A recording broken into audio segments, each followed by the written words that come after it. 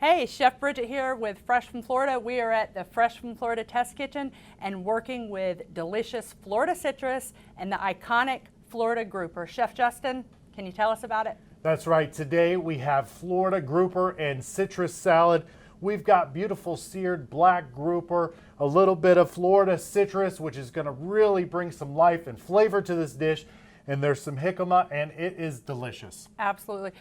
If they couldn't find Florida grouper, what fish could they use? You know, that's an excellent question, Bridget. I would recommend snapper, but the best thing for you to do is have a good relationship with the people you buy seafood from. They are there to help you and can point you in the right direction, so make sure to ask questions. Really good advice. Don't forget, citrus is available right now. You can find it in your stores. Make sure you're looking on followfreshfromflorida.com for all these recipes and plenty more. Be sure to thank a farmer, fisherman, rancher, and as always, happy cooking.